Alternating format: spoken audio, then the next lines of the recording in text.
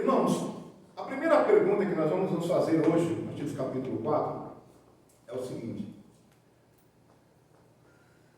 o que é um homem e uma mulher cheio do Espírito Santo? Porque, infelizmente, irmãos, quando nós estamos dentro de um sistema religioso, e glórias a Deus dentro do sistema religioso, nós somos livres disso. Nós olhamos para um homem e para uma mulher cheia do Espírito Santo e nós vamos dizer assim: olha, ela fala em línguas. Então ela é uma mulher cheia do Espírito Santo. Aí nós olhamos para o cara e falamos assim: não, mas irmãos, esse homem profetiza e o que ele diz acontece. Aí nós olhamos e dizemos: nossa, esse homem é um homem cheio do Espírito Santo. E aí nós olhamos para o pastor e falamos: nossa, como esse pastor prega eloquentemente, as palavras se encaixam. E nós temos uma leve impressão de dizer que esse homem é um homem cheio do Espírito Santo. Só que quando nós vamos para o capítulo 4 de Efésios, nós vamos desmistificar tudo isso. E vamos aprender que um homem, uma mulher, um adolescente, um jovem, cheio do Espírito Santo, não tem nada a ver com isso. Tem a ver com conduta de vida. Meus irmãos, quando nós olhamos os 3 primeiros capítulos que nós lemos e já expomos à igreja, nós vamos ver, irmãos, uma majestosa ascensão às alturas da doutrina, detalhando a riqueza da nossa salvação em Cristo. Então, o que foi expresso nos 3 primeiros capítulos, irmãos? Que nós somos eleitos, que nós somos redimidos, que nós somos selados pelo Espírito Santo, e foi nos revelado o grande mistério da igreja. Qual é o grande mistério da igreja, irmãos? Era que os gentios e judeus se unissem num corpo só. O grande mistério da igreja, irmãos, não é uma revelação transcendental de quem é Deus. Quando Paulo fala do grande mistério da igreja, estava falando de algo novo, que no Antigo Testamento não se via. Agora, gentios e judeus podem estar unidos em um só corpo. Não tem branco, não tem preto, não tem amarelo, não tem rico, não tem pobre, não tem homem, não tem mulher. Agora, todos em Cristo somos sacerdote, raça eleita. Paulo agora, irmãos, mergulha no capítulo 4. E Paulo, ele dá uma guinada, uma virada de chave muito grande. Porque agora, irmãos, no capítulo 4, ele vai pegar os privilégios da nossa, que nós tivemos no primeiro, segundo e terceiro capítulo, eram privilégios. Nós não merecíamos. Deus deu tudo isso para a gente. E agora, Paulo vai colocar agora todos os privilégios. E vai perguntar: o que você vai fazer agora com todos os privilégios que Deus te deu? Paulo começa a escrever o capítulo 4. E diz que o privilégio dos 3 primeiros capítulos não pode ser nada mais, nada menos que a prática diária da nossa vida. Paulo agora deixa o que é transcendental, o trabalhar de Deus, e ele vai dizer agora o que é que cada cristão vai fazer com aquilo que recebeu. Eu peguei, irmãos, os textos da Bíblia e eu coloquei aqui. Então nós vamos ler os textos bíblicos. Para mim fica muito mais fácil de que olhar para a Bíblia, olhar para cá, então nós colocamos aqui. Mas eu quero ler com vocês por porções, porque fica mais didático. Olha só, irmãos. Lá no capítulo 4, do verso 1 ao 3. Vamos ver o que Paulo escreve aí? Paulo começa a dizer: rogo-vos, pois, eu, o preso do Senhor, que andeis como é digno da vocação, com que fosse chamados, com toda a humildade, mansidão, longanimidade, suportando-vos uns aos outros em amor, procurando guardar a unidade do Espírito pelo vínculo da paz. Os 3 primeiros versículos. A primeira coisa, irmãos, que nós vamos olhar aqui é que Paulo começa falando não de estruturas da igreja. Paulo não começa a dizer assim: olha, irmãos, o culto tem que ser assim, olha, vai ter que ter encontro de mulheres, olha, vai ter que ter encontro de homens. Paulo não começa nos incentivando a estrutura da igreja. Ele começa falando de caráter. Um homem e uma mulher cheia do Espírito Santo tem que ter o seu caráter transformado pelo Senhor. Está vendo que Paulo não mexe na estrutura da igreja? Paulo começa mexendo na nossa estrutura mental. A unidade externa, irmãos, depende da nossa condição interna. Nós vamos refletir o que está dentro de nós, irmãos. Sabe quando a gente diz alguma coisa e fala assim: olha, meu irmão, me perdoe, eu não queria falar aqui não, queria sim. Queria sim. Porque a Bíblia diz, irmãos, que a boca fala do que o coração está cheio. Está vendo como Paulo está tentando tratar dentro do homem? Agora, dentro de você, o que você vai fazer com tudo aquilo que eu já preguei no capítulo 1, 2 e 3? E Paulo, irmãos, no versículo 1, Paulo começa fazendo um apelo. E não é um apelo qualquer, irmãos. Paulo, praticamente, ele implora, ele diz assim: irmãos, rogo-vos, pelo amor de Deus, pelo amor do Altíssimo. Parece que Paulo está implorando para a igreja. E a primeira coisa, irmãos, que a gente precisa entender é que esse rogo-vos de Paulo está dizendo assim: façam um grande sacrifício. E quando nós olhamos, irmãos, Paulo estava preso em Roma. E ele estava preso, irmãos, e ele tinha autoridade de falar isso, porque ele estava preso, ele estava se sacrificando, e sacrificando a sua liberdade por amor do Evangelho. Paulo não foi preso porque quebrou nenhuma lei, não. O sacrifício de Paulo estar preso é por amor ao Evangelho. E Paulo poderia ter essa autoridade, de dizer: vocês precisam, irmãos, fazer um grande sacrifício, eu rogo a vocês. Primeira coisa que Paulo vai dizer: andem de forma digna.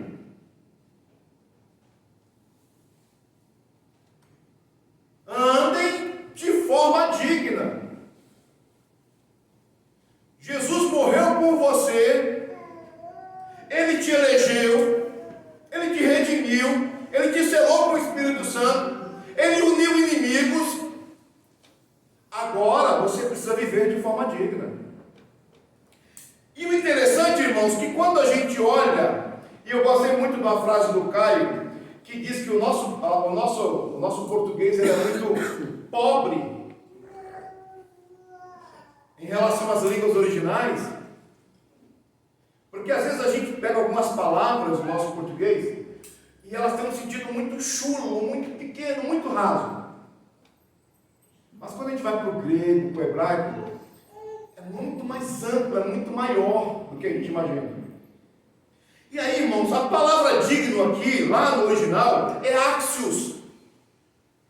E o que ela traz, irmãos? Ela traz uma ideia de uma balança em equilíbrio. De um lado está a vocação, tudo que Deus fez por você, as riquezas de Cristo, no capítulo 1 e 3. Do outro lado deve estar o nosso comportamento diário. tratar vocação acima, ou comportamento diário acima. Digno é viva equilibrado. Mas o interessante, irmãos, é que parece que nós estamos numa geração de crente totalmente sem freio, mano. Vocês já prestaram atenção, irmãos, que de vez em quando nós vemos nas rodovias aquelas carretas que estão descendo sem freio, doido para achar um lugar onde ela possa jogar a carreta, para aquelas pedras fazerem a carreta. Nós estamos desse jeito, irmãos, uma geração de crente desequilibrados. Mas eu sou cheio do Espírito Santo. Meu irmão, Deus fala comigo assim, ó. É agora? E Paulo começa dizendo assim: irmãos, seja crente equilibrado. Você não pode ser santo demais. Olha as minhas vocações espirituais e a religiosidade. E nem jogar também, irmãos, a vocação para baixo. E queremos viver uma vida também desequilibrada no nosso comportamento diário.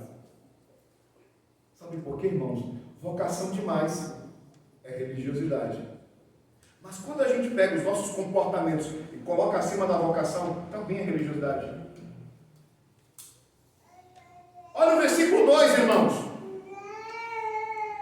Paulo agora vai nos dar uma lista de virtude que atua como o cimento do corpo. Lembra? Nós temos os alicerces que os apóstolos e profetas deixaram.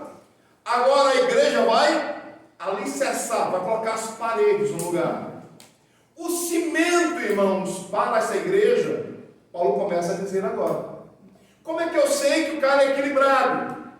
Primeiro, ele é humilde. Ele é humilde.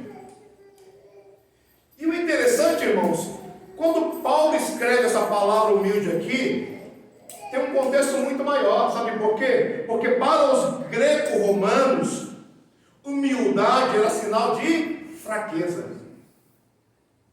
Quando o cara era humilde demais, os greco-romanos entendiam que humildade é fraqueza. Só que no cristianismo, a humildade ela é a base. E o que Paulo está tentando nos dizer com ser humilde? É colocar o outro sempre acima de você mesmo. Sabe por quê, irmãos? Porque a Bíblia diz que nós temos que ter os outros sempre em honra em relação a nós. Eu preciso olhar e entender que o Caio, ele é mais importante que eu. Eu preciso olhar e entender que o Genilson é mais importante que eu.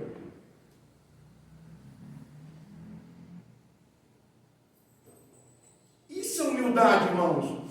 Humildade não é a gente vir para a igreja, irmãos, com a roupa toda requenguela. E aí você fala: nossa, como o Genilson é humilde, né? Você viu?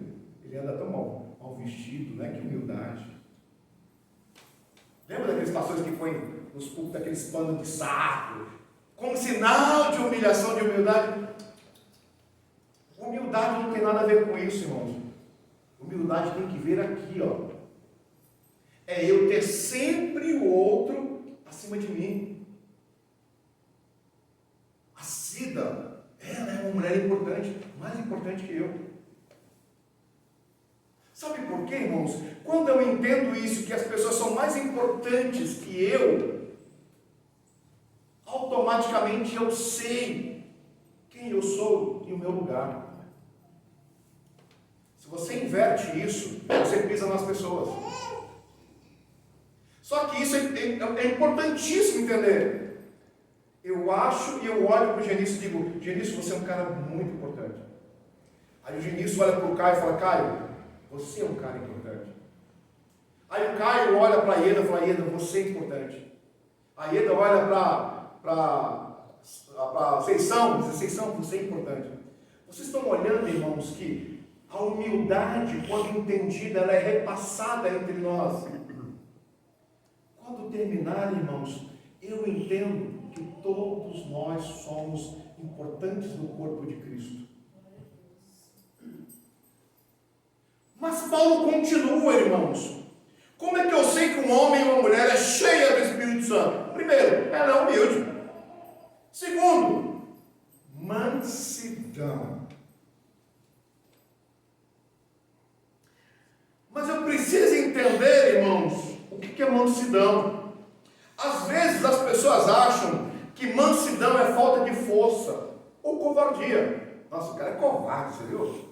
Olha o que Jesus fez com o camarada, o cara não falou nada. Ah, não, se fosse eu, irmão, eu não levaria para casa, não.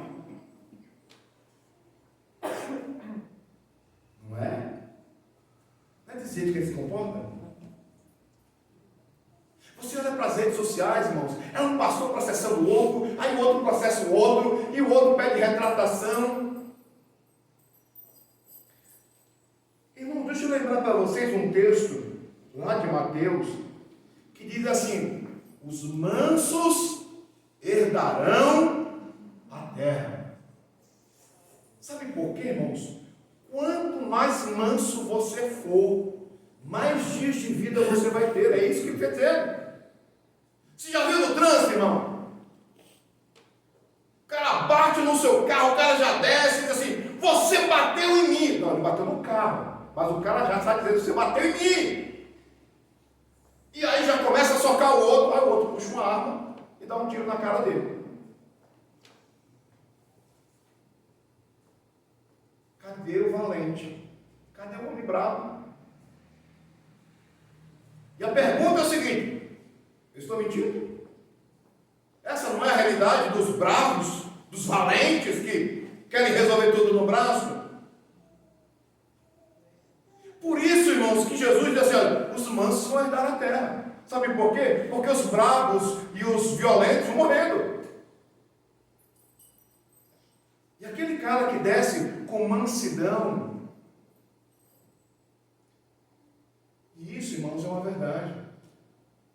A palavra calma, agradável, ela quebra o coração do bravo que desce. Mas o que é mansidão, irmãos? Mansidão é a força sob controle. É a capacidade de sofrer a injustiça sem revidar. Isso é ser manso. Manso, irmãos, é o Genilson fazer algo comigo. Eu tenho o poder de esmagar o Genilson, mas eu não faço. A minha força foi controlada.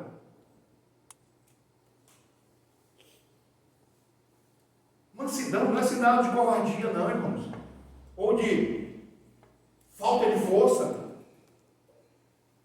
Mansidão, irmãos, é entender que dentro de mim existe um ser, e ele chama-se Espírito Santo. E quando eu dou liberdade para ele, ele coloca os freios necessários nas horas necessárias. Mas Paulo, irmãos, continua falando ainda. Um homem cheio do Espírito Santo era longânimo. E o que é longanimidade, irmãos? Longanimidade é paciência.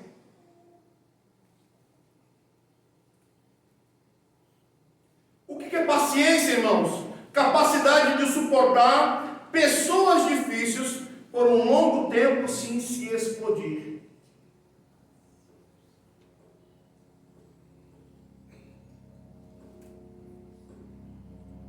Está se explodindo muito fácil, irmão? Precisa ajustar aí a rota. E a minha oração é que nós saiamos dessa manhã daqui com toda a nossa rota de vida mudada. Paciência, irmãos, é a capacidade de suportar pessoas difíceis por um longo tempo sem se explodir. Prestou atenção, irmãos, que nós estamos nos explodindo muito rápido. Mas a gente diz que tem o Espírito Santo. Mas alguma coisa está errada, irmãos. Se eu tenho o Espírito Santo dentro de mim e ele não consegue me controlar, tem alguma coisa errada.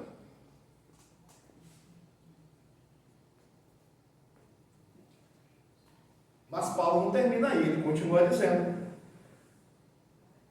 E aqui talvez seja a parte mais difícil. Porque ela está ligada com o ponto anterior, com a paciência. Suportando-vos uns aos outros em amor.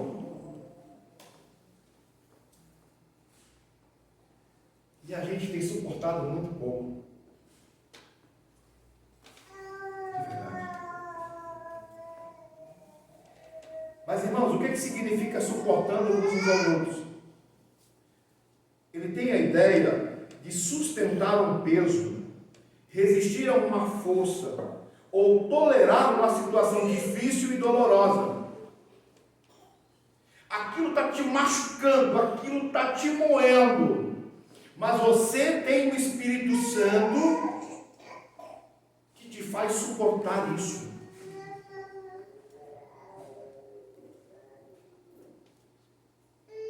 O que significa isso, irmãos? Significa carregar o peso da falha dos outros. Quem disse que ser crente ia ser fácil? Porque a gente tem uma leve impressão que quando a gente vem para Jesus, e a gente escuta isso, venha para Jesus, venha para a minha igreja, ele vai resolver todos os seus problemas. Não, irmãos. Suportar é carregar o peso das falhas dos outros. É eu saber que fulano vive falhando. E ele vai falhar mais um pouquinho. E ele vai me machucar mais um pouquinho. Mas a grande pergunta, irmãos, é fácil? Não. Mas Paulo nos dá a grande receita para tudo isso. Porque o motor que move isso é o amor. Olha o texto aí. É o amor. É o amor que me faz suportar todas essas coisas. Só que o grande problema é que nós não entendemos que amor é esse. Nós entendemos, irmãos, que o amor é aquilo que eu sinto pela Laíde, aquela coisa fraternal. Paulo está falando de que quando nós experimentamos o amor ágape de Deus, isso nos fortalece de uma tal maneira. Sabe por quê, irmãos? Deus suporta as nossas falhas todos os dias. Você já imaginou se Deus nos tratasse como nós tratamos a falha dos nossos irmãos? E quando Deus nos capacita com esse amor que Ele tem para suportar os nossos pecados, nós também começamos a suportar as falhas dos nossos irmãos. Então não é o amor que eu sinto pelo Caio, essa coisa humana. Porque se for essa coisa humana, no dia que o Caio pisar na bola comigo, acabou. Mas quando eu entendo que eu preciso amar a cada um de vocês com amor ágape, o amor que Deus me ama, isso muda. Eu quero que você abra a sua Bíblia comigo, irmãos, lá na primeira carta de Paulo à igreja de Coríntios, capítulo 13, do verso 4 ao 8.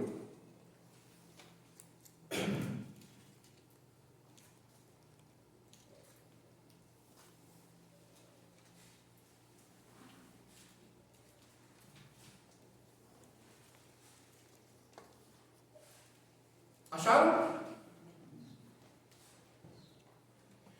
Lembra que a gente usa esse texto para casamento? Tem um monte de gente que usa esse texto para casamento. Não tem nada a ver com casamento. Nada a ver com casamento aqui. Olha só. O amor, ele é o quê? Sofredor. O amor, ele é benigno. invejoso, o amor não trata com leviandade, não se ensoberbece, não se porta com indecência, não busca os seus interesses, não se irrita, não suspeita mal, não folga com a injustiça, mas folga com a verdade. Tudo sofre, tudo crê, tudo espera, tudo suporta. O amor nunca falha. É com esse amor que nós devemos nos amar. É esse amor que Deus nos ama. E quando eu uso esse amor entre nós, tudo que Paulo escreveu aqui vai funcionar. O problema é que eu quero amar o Roberto com amor humano. Não vai funcionar não. E o interessante, irmãos, que quando Paulo escreve tudo isso, olha o versículo 3. Quando nós colocamos isso em prática, entra o versículo 3. Olha como não é fácil. Esforçando-vos. Eu preciso me esforçar, porque não é fácil. Diligentemente, por preservar a unidade do Espírito no vínculo da paz. Quando eu pego o versículo 1, versículo 2, coloco em prática na minha vida, o que gera na comunidade? Uma comunidade em paz.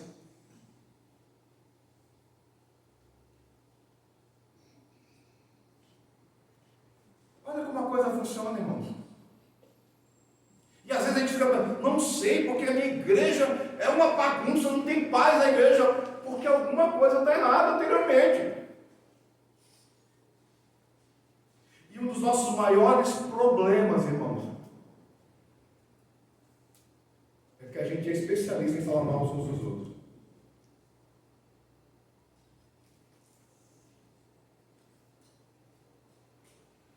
Mas arregaçar as mangas para ajudar o nosso irmão a passar pela fase difícil que ele está passando, são muitos poucos que se fazem. Mas nós somos especialistas em criticar.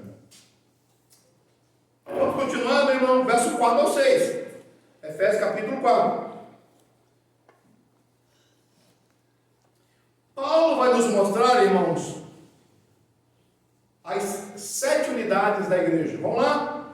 Há um só corpo, um só espírito, como também foste chamado em uma só esperança da vossa vocação. Um só Senhor, uma só fé, um só batismo, um só Deus e Pai de todos, o qual é sobre todos e por todos e em todos vós. Para provar que a unidade não é opcional. Você não pode optar em ter unidade no corpo de Cristo ou não. Isso não é uma opção. Como por exemplo, eu não desejo perdoar. Irmãos, isso não é opção. Perdão, unidade, amor, não é opção entre nós. Isso é regra. Paulo apresenta um dos credos mais curtos, profundos do Novo Testamento, estruturado de forma trinitária. E ele vai começar: há um só corpo, um só Espírito, um só Senhor, uma só fé, um só batismo, um só Deus, Pai de todos. Primeira coisa, irmãos, um só corpo. A Igreja Universal, irmãos, é composta por todos os salvos em Cristo, de todas as épocas e lugares. Nós somos um só corpo. A pergunta que nós fazemos é o seguinte: por que a gente machuca os irmãos que convivem conosco? E a pessoa acha, irmãos, que quando ela machuca o irmão, só o machucado é o irmão. Não é. Eu te provo. Está andando dentro da tua casa, dá uma topada na quina do sofá, com o teu dedinho mindinho. Olha se é só um dedinho mindinho que dói. Todo o corpo sente, irmãos. Quando nós machucamos machucamos uns aos outros, não pense que só o outro é machucado. Quem não tem nada a ver com isso vai sentir. Só que a gente não entendeu isso ainda. Porque a gente não sabe o que significa corpo. Por que a gente despreza alguns irmãos de vez em quando? Porque nós não entendemos o que é corpo. Deixa eu fazer uma pergunta para vocês, irmãos. Qual é a parte do teu corpo mais importante?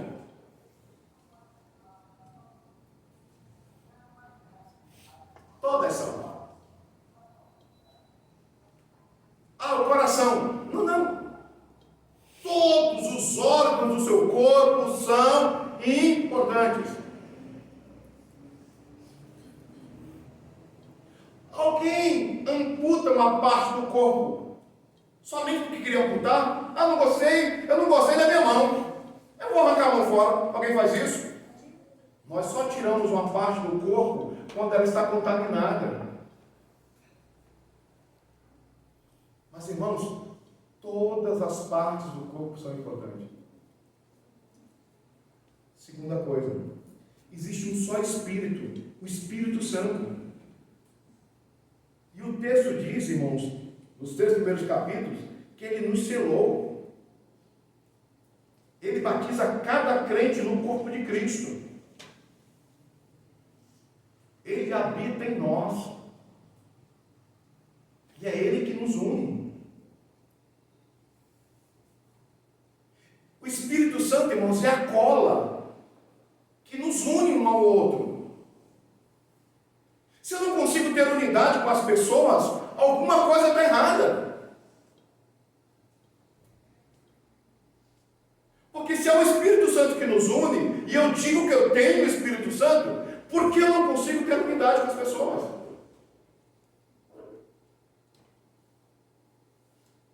E isso acontece muito, irmãos, quando nós saímos de algumas congregações.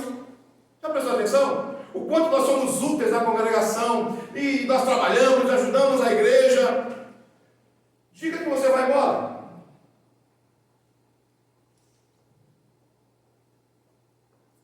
Para tu ver, aquele teu pastor que te amava de coração, se quando ele te vir na rua, ele vai te dar a paz. Mas ele é cheio do Espírito Santo. Entendendo, irmão, que nós não saímos do corpo. Nós saímos da igreja local. Nós só mudamos de aprisco. Mas o pastoreio é o mesmo. Mas o texto nos diz, irmãos, existe uma só esperança da nossa vocação. A bendita esperança, irmãos, que esperança é essa? É a esperança, irmãos, do retorno de Cristo para arrebatar a sua igreja, seguida pela ressurreição e a vida eterna na presença de Deus. Essa é a nossa esperança. A nossa esperança, irmãos, não é trocarmos de carro, a nossa esperança não é comprar uma fazenda, não. A nossa esperança, irmãos, é o retorno de Cristo. A nossa esperança, irmãos, é o arrebatamento da igreja. A nossa esperança é que no dia que a trombeta tocar, o nosso nome possa ser ouvido. E a nossa esperança, irmãos, é que quando nós abrirmos os nossos olhos, nós possamos enxergar o autor e consumador da nossa fé. Essa é a nossa esperança. Mas ele continua dizendo, existe só um Senhor. A igreja não tem dono. Não ache que o pastor é o dono da igreja. Jesus Cristo, a única cabeça da igreja, o nosso Salvador e soberano. Ele é o dono da igreja. Nós somos, irmãos, simplesmente meros serviçais.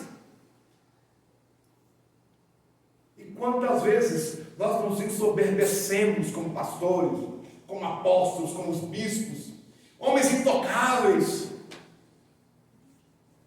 E o cara sobe aqui, e tem um monte de segurança aqui, porque a ovelha não pode nem chegar perto dos pastores. Afinal de contas, ele é o dono da igreja. Não é não. Eu sempre digo, irmãos, pastor tem que ter cheiro de ovelha. Pastor que não tem cheiro de ovelha, ovelha não reconhece ele não. Mas o texto nos diz, irmãos, uma só fé. E eu gosto muito daquilo que o Caio falou. O que é fé, irmãos? Fé é um corpo de doutrinas apostólicas entregue aos santos de uma vez por todas. Judas fala sobre isso, capítulo 3. Contido nas Escrituras. Não se trata de fé subjetiva. Sabe, aquela coisa de eu acredito fortemente que vai acontecer. Gostei muito do exemplo do Caio. Não. O que é fé, irmãos? É um conteúdo objetivo do Evangelho.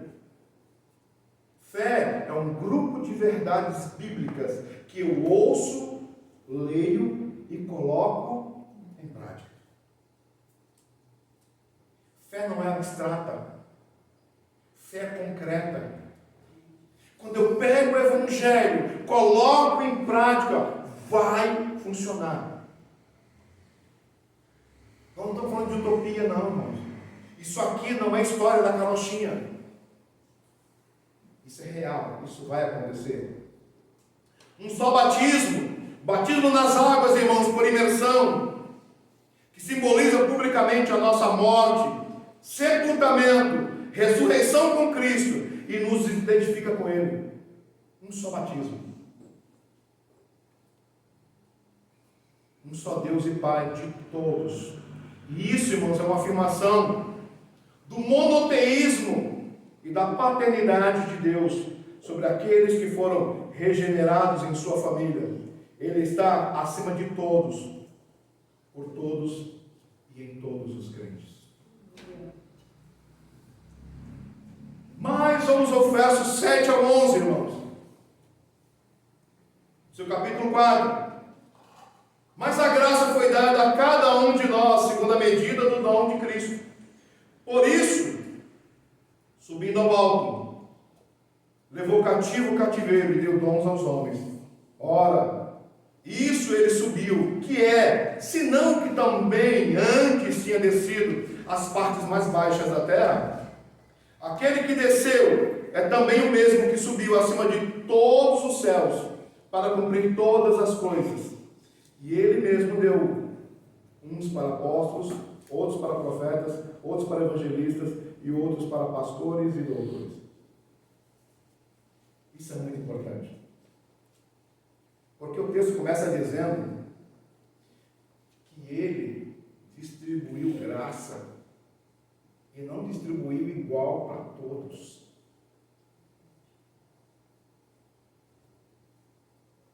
Olha o que o texto diz. Mas a graça foi dada a cada um de nós, segundo a medida do dom de Cristo.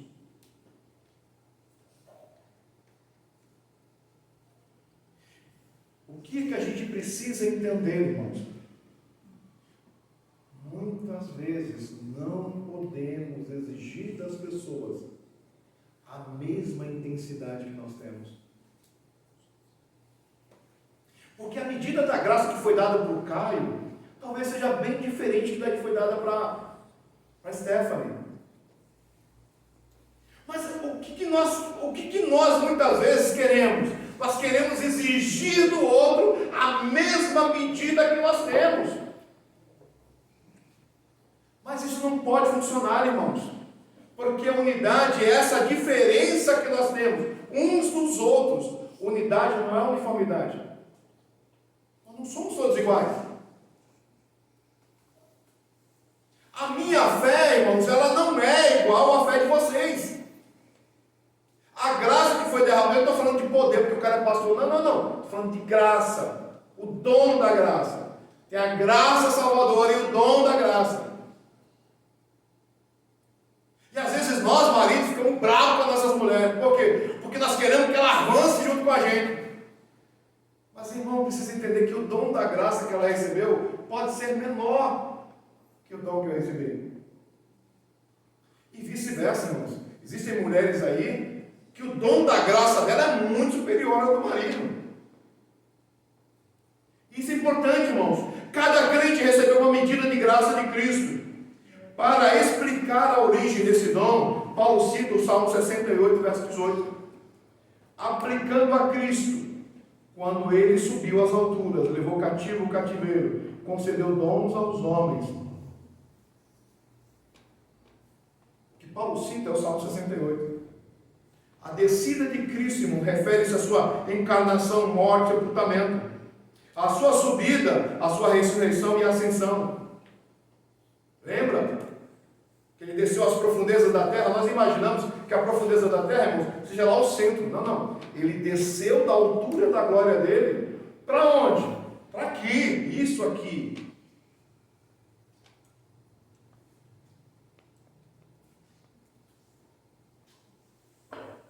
Como um rei vitorioso que, após a batalha, distribui os despojos aos seus súditos. Cristo, após sua vitória sobre o pecado e a morte, distribui dons espirituais à sua igreja, a partir de seu trono de glória. Ele veio, ele desceu, ele saiu do seu lugar, ele veio para a terra. E aqui ele viveu como homem, sofreu como homem, morreu, ressuscitou e subiu aos céus. E agora ele dá dons aos homens. E agora, irmãos, olha o verso 11. E os dons não são aqueles dons que ele fala lá em Corinto. Os dons que Deus deu aos homens são pessoas. Em vez de listar os dons de língua, profecia, como ele fez lá em Corinto, Paulo aqui diz que os próprios líderes são os presentes de Cristo para a igreja. Como seria bom, irmão, que todos os líderes das igrejas que nós chamamos físicas fossem presentes de Deus para o povo. Então vamos lá. Primeiro grupo, os apóstolos e profetas. Não é isso daí? Estes foram dons fundamentais para o estabelecimento da igreja. Os profetas e os apóstolos, eles colocaram os alicerces, irmãos. Eles trouxeram direto de Deus e colocaram os alicerces da igreja. Só para vocês poderem entender. O ofício dos 12 apóstolos foi único e irrepetível. No entanto, o dom de profecia, uma proclamação da palavra de Deus com clareza e poder, ele continua a operar na igreja, assim como os outros dons do Espírito. Cremos que os dons espirituais devem ser exercidos em ordem e para edificação, em contraste com os excessos do movimento carismático. Para vocês, quem são os apóstolos? Será que nós temos ainda o apostolado, ainda nesse nosso tempo? O apóstolo, irmãos, era uma pessoa que foi comissionada, isso é, enviada por alguém, tá? Aqui o próprio Cristo. A palavra apóstolo, irmão, significa o mensageiro, que é o que é enviado. E tem uma coisa bem interessante, irmãos, que significa enviar, remeter. Ou, num sentido mais específico, enviar com um propósito particular. O apóstolo só tinha um propósito particular. Que propósito é esse? Alicerçar a igreja. Era ele que ia fazer os buracos, colocar os estribos, concretar para a igreja ser edificada. Só para você poder entender. Mas o interessante, irmãos, que a Bíblia nos diz, lá em 2 Coríntios capítulo 11, do 13 ao 15, principalmente no versículo 13, Paulo vai dizer assim, olha, porque tais falsos apóstolos são obreiros fraudulentos, transfigurando-se em apóstolos de Cristo, e não é maravilha, porque o próprio Satanás se transfigura de anjo de luz. Você prestou atenção, irmãos, que Paulo diz que existe um grupo de falsos apóstolos? A pergunta é, por que existe um grupo de falsos apóstolos? Porque eles não são verdadeiros. O que Paulo está tentando nos mostrar? Os únicos apóstolos somos nós, os 12. Partiu de nós, são todos falsos. Então, quando nós olhamos, irmãos, para a história da igreja, o último apóstolo foi João Evangelista, que escreveu o livro de Apocalipse. Depois dele tem apóstolos? Não, acabou. Entenda, todo homem que se intitula apóstolo, ele é falso. Não estou dizendo que ele não seja um pastor de verdade. Eu estou dizendo que o título dele é falso. Mas ele pode ser um pastor de verdade, ele pode cuidar das ovelhas verdadeiramente. Mas o título dele é falso. Porque o apostolado termina em João Batista. Mas Paulo também diz que existem os profetas. E a gente precisa tomar muito cuidado com isso, irmãos. Muito cuidado. Isso é muito sensível. O próprio Jesus diz, lá em Lucas 16:16, a lei e os profetas duraram até João Batista. Depois de João Batista, não tem mais profeta. E alguns vão dizer assim, pastor, então tem um problema muito sério. Porque nós temos lá no livro de Atos, um homem, que ele e as suas filhas eram profetas. Sim. Mas tem uma grande diferença. Quando Ágabo profetizou, ele profetizou 2 vezes. Olha a profecia dele. Ele não trouxe nada de novo de Deus. Porque o profeta estabelecido era para trazer o alicerce.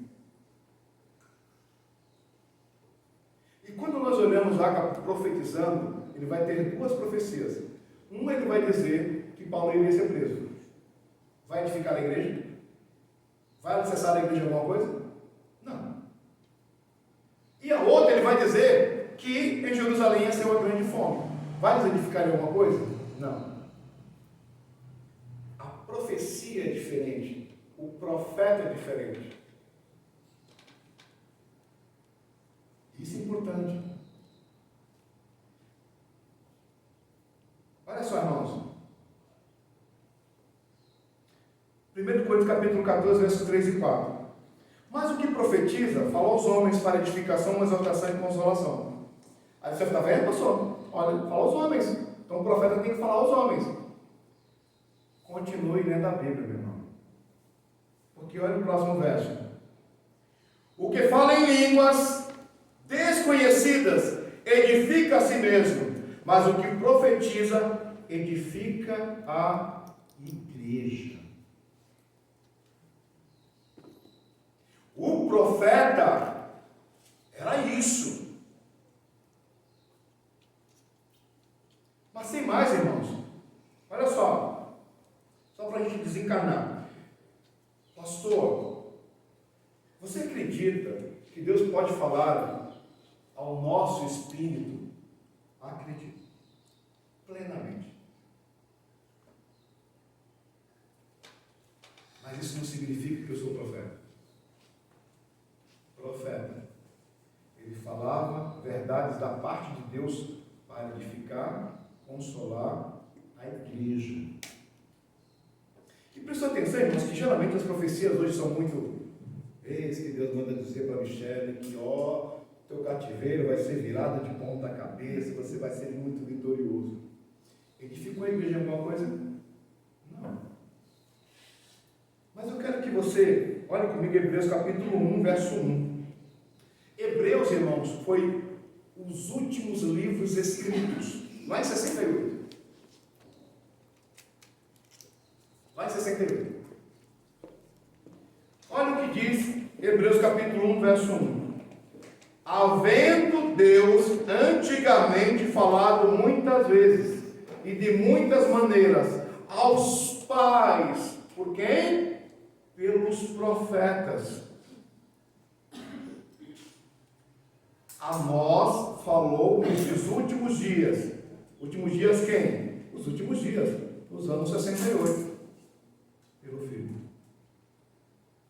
O que o autor aos Hebreus queria dizer? Que no ano 68 já não existiam mais aqueles profetas que falavam da parte de Deus para essa edificação. Quem fala a igreja agora é o próprio Cristo. E como eu sei disso? Está na sua mão aí, irmãos. A grande profecia está aí. Mas ele vai falar de evangelistas, aqueles que com a capacidade especial para proclamar o evangelho aos incrédulos. Mas ele também diz pastores e mestres. Frequentemente, irmãos, isso como um único dom. Pastor e mestre refere-se àquele chamado para liderar, cuidar, alimentar, instruir a congregação no local. Um ofício exercido por homens que devem ser qualificados.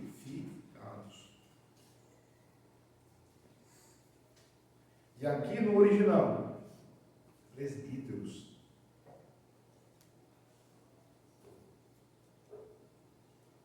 Tem que ser qualificado.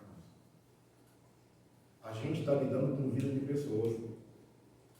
Uma palavra errada, fora do contexto, eu posso destruir a vida de vocês, mas em questão de segundos. Vamos lá, irmãos. 12 ao 16. Querendo o aperfeiçoamento dos santos para a obra do ministério, para a edificação do corpo de Cristo. Então, a gente vê que esses dons que foram dados foram para a edificação do corpo de Cristo. Até que todos cheguem à unidade da fé, ao conhecimento do Filho de Deus, a homens perfeitos, à medida da estatura completa de Cristo, para que não sejamos mais meninos inconstantes, levados em rodas por todo o vento de doutrina, pelo engano dos homens, com que astúcia enganam fraudulosamente. Antes, seguindo a verdade em amor, cresçamos em tudo, naquele que é a cabeça, Cristo, no qual todo o corpo, bem ajustado, e ligados pelo auxílio de todas as juntas, segundo a justa operação de cada parte, faz o aumento do corpo para a sua edificação em amor. Verso 12. Este versículo, irmãos, é um dos mais importantes sobre a eclesiologia em toda a Bíblia. O propósito dos líderes, irmãos, dotados, não é fazer todo o trabalho do ministério. Porque as pessoas pensam assim: o pastor não está fazendo. O pastor não está evangelizando. O pastor não está visitando. O pastor não cuidou do casamento do irmão. O pastor... Só que quando nós olhamos para o texto diz que qual é a função do líder?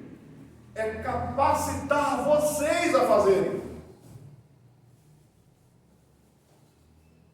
E nós aprendemos, irmãos, que nós temos que nos escorar nos pastores, nos escorar nos presbíteros. É eles que têm que fazer. E quando a gente vai para a Bíblia, o que a Bíblia diz? Cuidai uns. A liderança bíblica, irmãos, equipa, treina e capacita os membros da igreja. Cada crente, por sua vez, usa o seu dom para servir. E através desse ministério, todo o corpo, que é a igreja, é edificado. Isso reforça o princípio do sacerdócio de todo crente. E é importante, irmãos, nós, os batistas, nós entendemos que o pastor não é o mais importante da igreja. Eu não sou sacerdote da vida de vocês. Para os batistas, cada um de vocês é sacerdote. Eu não sou diferente de vocês, irmãos. Isso traz liberdade. Sabe por quê, irmãos? Vocês não precisam da minha aprovação para uma visita de aconselhamento. Vocês não são reféns do que eu falo. Vocês são livres. Vocês são sacerdotes por si mesmos.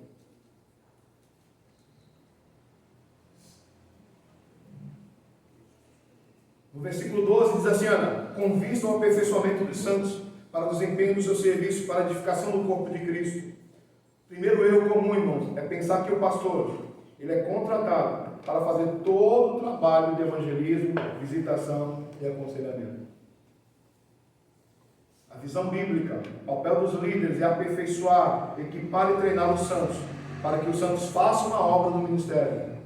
A palavra aperfeiçoar, irmãos, aqui é usado na medicina, que serve para a gente poder entender o que a medicina naquele tempo entendia o que era aperfeiçoamento. Quem já sofreu uma queda de moto que quebrou a perna? Ninguém, graças a Deus. Mas você já prestou atenção quando você cai de moto e quebra a perna? O que o médico vai fazer? Ele vai pegar o osso e vai juntar o osso e vai passar o negócio para o osso colar. Aperfeiçoamento é isso, irmãos. A nossa função na igreja é juntar o que está quebrado. O casamento está quebrado, vamos juntar. A relação de pai e filho está quebrada, vamos juntar. A amizade entre dois irmãos foram quebradas, vamos juntar. Qual é a função do pastor? É ensinar o Roberto a juntar coisas. Porque quando nós juntamos coisas, aquilo que estava quebrado se conserta. Verso 13 e 14, irmãos, já vamos terminar. A unidade da fé e do pleno conhecimento do Filho de Deus. Então o que o pastor vai fazer, essa liderança vai fazer? Com que vocês, irmãos, cheguem ao pleno conhecimento do Filho de Deus. Essa é a nossa função. E é importante, isso é maturidade, irmãos. Entendeu? Isso é maturidade. O estado do homem perfeito, varão, olha o seu texto aí, varão perfeito, maturidade espiritual. O texto diz que a gente não pode andar como um menino, não é isso? Não é como criança. O texto diz que é como um menino. O que o menino faz? O menino faz meninice.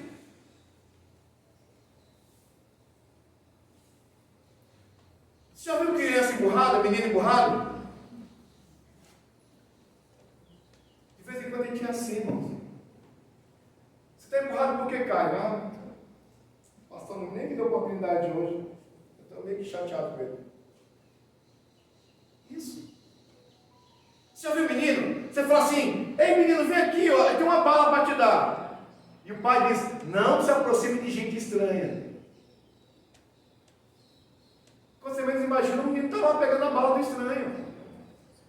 O que Paulo está dizendo assim? A gente não pode ser menino, irmão, sabe por quê?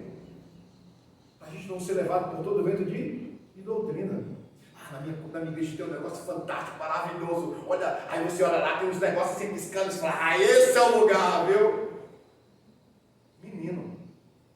Porque quando nós, irmãos, temos o pleno conhecimento do Filho de Deus, a gente não se encanta com essas coisas não, irmão. E é isso que Paulo está dizendo. E ele vai dizer que a medida da estatura da plenitude de Cristo. Irmãos, você sabe qual é o meu grande trabalho aqui para vocês? É que cada um de vocês, a cada dia, se pareça mais com Cristo.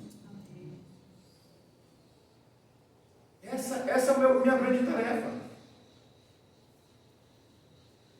É que cada um de vocês se pareça mais com Cristo a cada dia. E a gente encerra verso 15 e 16. Para a gente crescer, irmãos, eu estou falando de crescer em unidade. É impossível crescer sem seguir a verdade em amor. Isso é importante, irmãos. Deixa eu dizer um negócio para vocês. Muitas vezes, nós batemos no peito e dizemos assim, eu estou certo. E é verdade, você está certo. Mas deixa eu dizer um negócio para você, irmãos. Verdade sem amor é crueldade e brutalidade. Às vezes você fala a tua verdade para as outras e aquilo magoa, machuca, porque você fala de uma forma brutal. Mas você está verdade, você está com verdade, sabe?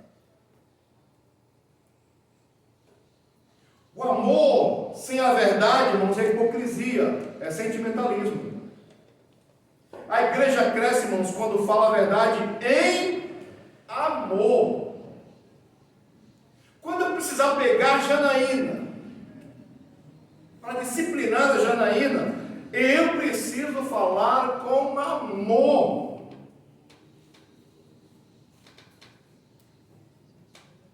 Por mais que ela tenha que ouvir verdades. E esse amor, irmãos, está conectado a Cristo, porque é a cabeça. Eu não sou a cabeça da igreja. Se Ele nos trata com amor e nos disciplina, a Bíblia diz que Ele nos disciplina com amor.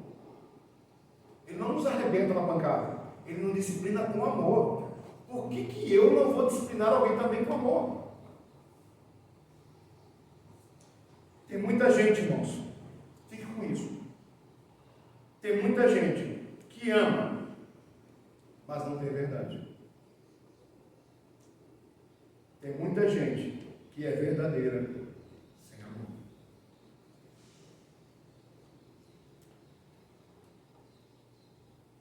Pense nisso.